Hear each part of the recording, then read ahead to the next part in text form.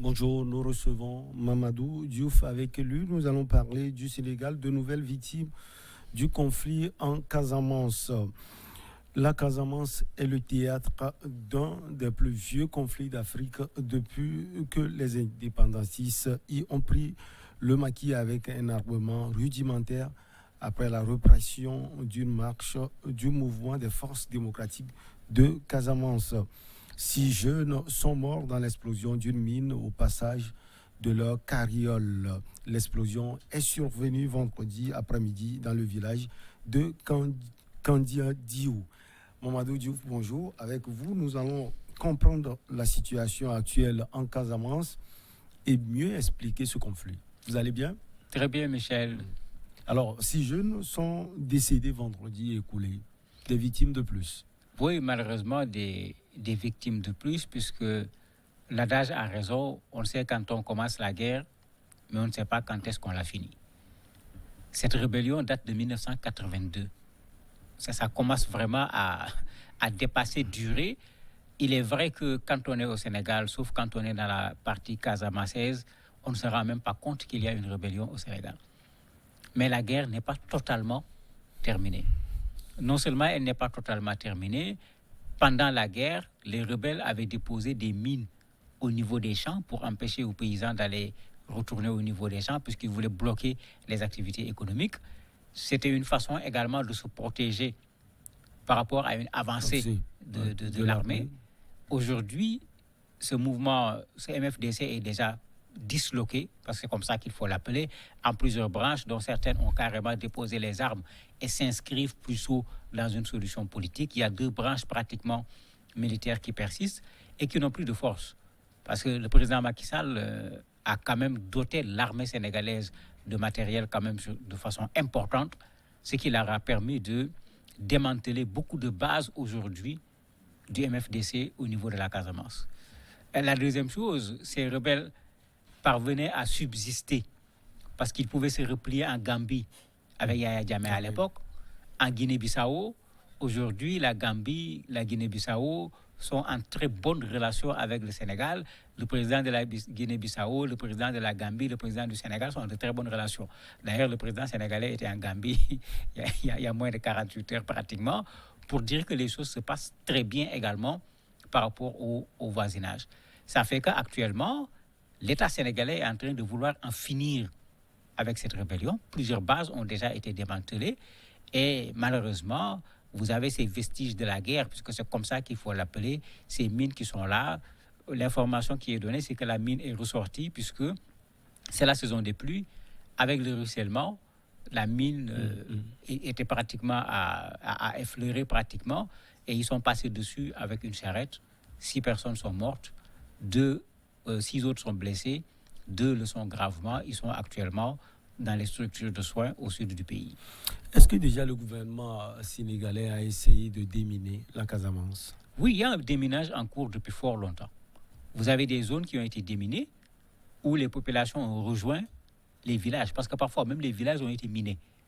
Vous avez des zones de culture, des champs qui ont été déminés où les populations sont retournées dans les champs, puisqu'à un certain moment, là où les villages n'étaient pas minés, les villageois ne pouvaient pas vivre parce que les champs étaient minés, ou le chemin pour aller au champ était miné, et régulièrement, les gens sautaient sur les mines en voulant aller au niveau des champs, ce qui avait amené la population à abandonner à un certain moment la culture, puisque le prix à payer était devenu très fort.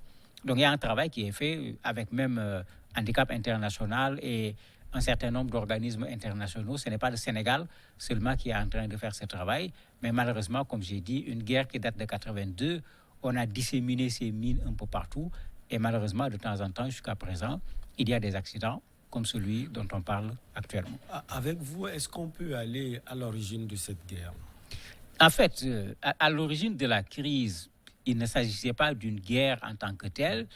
Vous avez des citoyens sénégalais de la Casamance qui considèrent que cette zone était un peu oubliée dans le développement du Sénégal. Les gens se sentaient marginalisés et c'était parti plus de ça au départ. Il y a eu cette marche dont vous parliez tout à l'heure en 1982 et il y a eu des coups de feu, il y a eu des morts.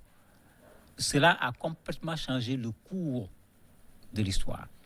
À la place de personnes qui se revendiquaient du Sénégal, qui réclamaient que leur zone également soit développée, les choses se sont tournées vers autre chose avec Abbé Diamacoune Senghor, qui disait que non, la Casamance n'a jamais fait partie du Sénégal, ce qui d'un point de vue historique était particulièrement faux.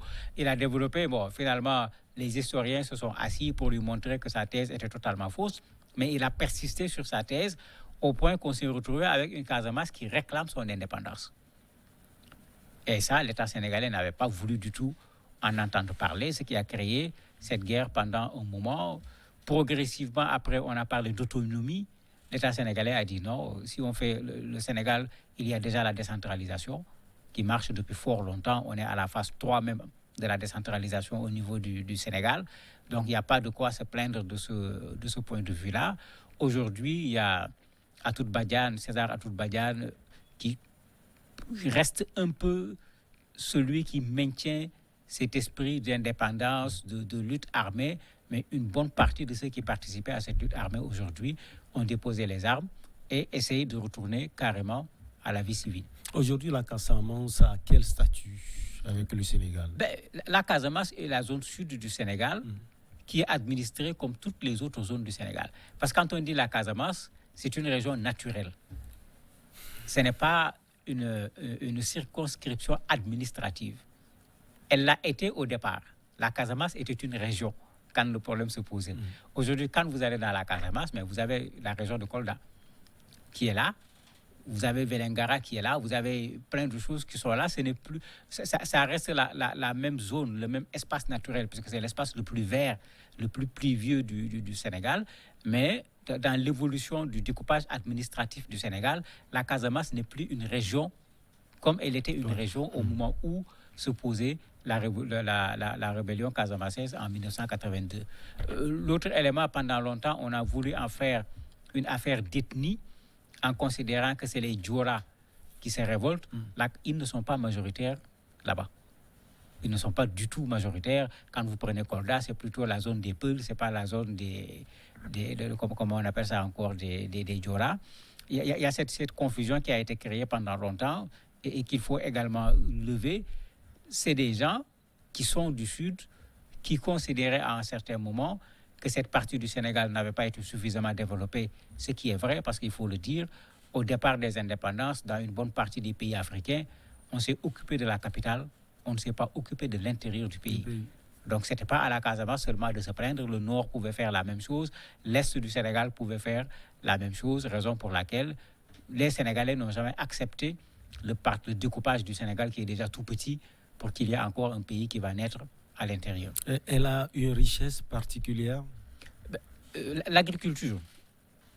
L'agriculture, puisque je disais que c'est la zone la plus pluvieuse. On y cultive beaucoup de riz en particulier. C'est la zone qui fournit Dakar en fruits et en légumes. C'est vraiment une zone intéressante d'un point de vue économique. L'autre élément, c'est le côté touristique. Il y a le Cap Skirring qui est là-bas, où les gens quittaient l'Europe pour aller directement en Casamance, parce qu'il y avait un aéroport là-bas qui permettait aux gens de ne même pas passer par Dakar pour descendre directement là-bas pour le tourisme. Donc, effectivement, il y a un intérêt économique, mais il y a surtout un intérêt stratégique. Au nord de la Casamance, il y a la Gambie. Au sud de la Casamance, vous avez la Guinée, comment on l'appelle encore, la Guinée-Bissau et la Guinée-Conakry.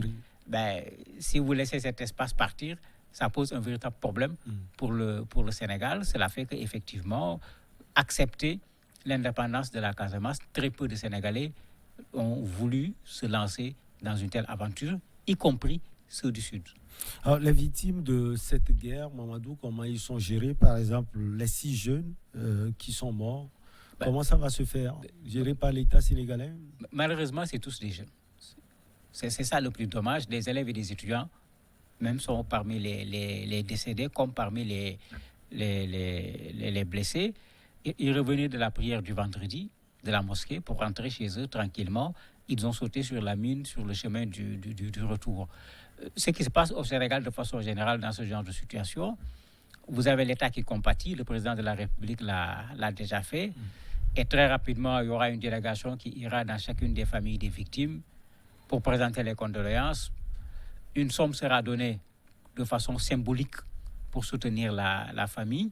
Les blessés ont déjà été transférés dans les structures de soins pour qu'ils soient pris en charge de la façon la plus idéale.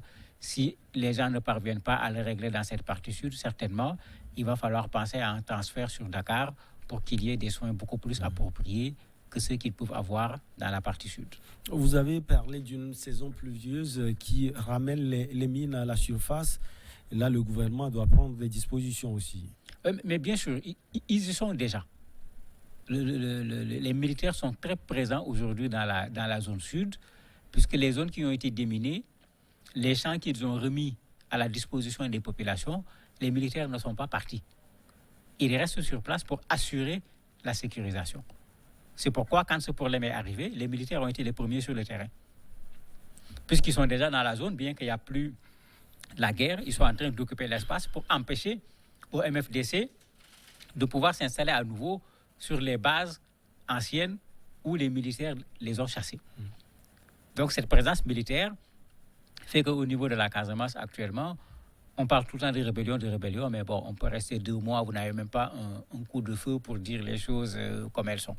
On finit même par oublier qu'il y a une rébellion en Casamance jusqu'à ce que ces mines qui explosent, une attaque, rappellent aux gens qu'il y a un conflit qui est là, qui certes n'est plus ce qu'il était, mais la guerre n'est pas véritablement terminée parce qu'il n'y a pas eu d'accord signé avec ceux du MFDC qui sont encore récalcitrants et qui continuent à vouloir utiliser les armes. Merci beaucoup à vous, Mamadou Diouf. On marque la pause et juste après, on reçoit l'invité du jour.